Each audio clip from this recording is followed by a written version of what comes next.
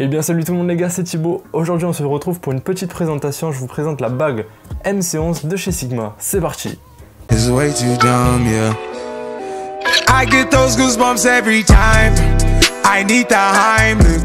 Et pour ceux qui me suivent sur Instagram, vous savez peut-être que j'ai changé d'appareil photo. Donc je suis passé du Canon 6D Mark II, donc en monture EF, voilà, un plein format.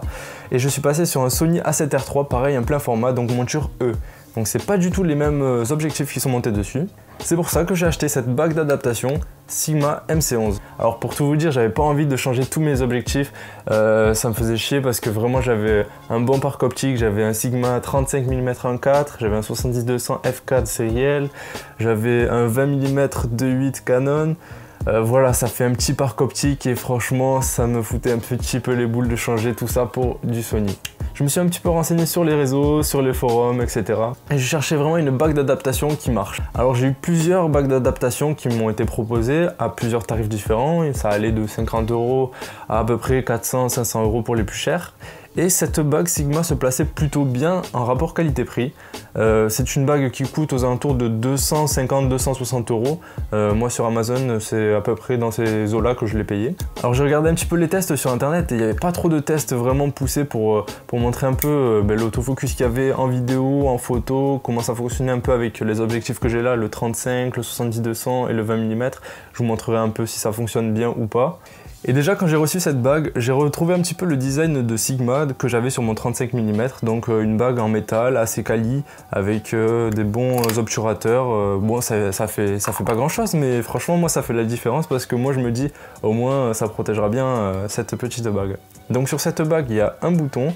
Le bouton va servir à faire monter la monture EF sur cette bague, ainsi qu'une petite ouverture pour une prise, je crois que c'est du micro USB, c'est pour me brancher le dock Sigma pour mettre à jour la bague d'adaptation. Et grâce à ce port USB, vous pourrez mettre à jour votre bague et avoir toutes les dernières nouveautés optiques de chez Sigma, et du coup elle sera jamais obsolète en fait. Donc il était écrit sur le site Sigma que cette bague s'adaptait bien sur les montures EF vers E, donc pour les montures Sigma, mais qui garantissait pas pour celles de chez Canon directement, comme le 70-200 et le 20 mm. Donc j'ai essayé quand même ces objectifs dessus et je vais vous montrer ce que ça donne. C'est plutôt positif pour ma part. C'est parti.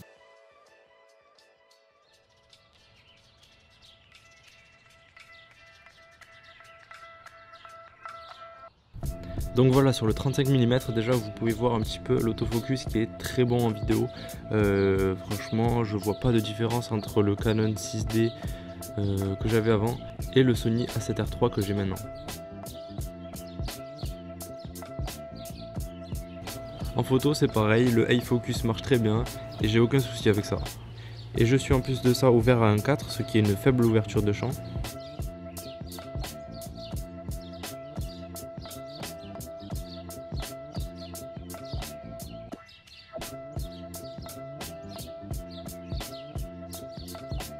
Pour le 20 mm en vidéo par contre ça pompe un petit peu plus, ça cherche pas mal l'autofocus sur le visage, c'est assez compliqué de faire des vidéos comme ça, mais c'est pas un objectif que moi je vais utiliser pour la vidéo.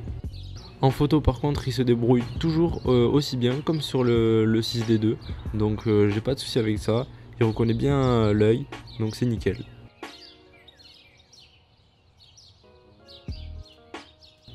Pareil le 70-200 est pas très bon aussi en vidéo, il cherche pas mal, il pompe aussi, donc je pense que ça va être à peu près tous les objectifs Canon, je pense.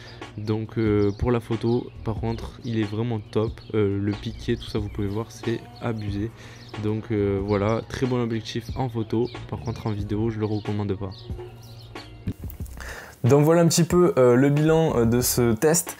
Donc ça va être une bague qui va être vraiment polyvalente, elle va prendre des Sigma, elle va prendre des montures Canon sérielles, des séries normales de chez Canon. Elle fonctionne très bien en vidéo et en photo, l'autofocus se comporte plutôt bien. Franchement voilà, bonne bague, je vous la conseille si vous faites comme moi, de passer de chez Canon à Sony, voilà.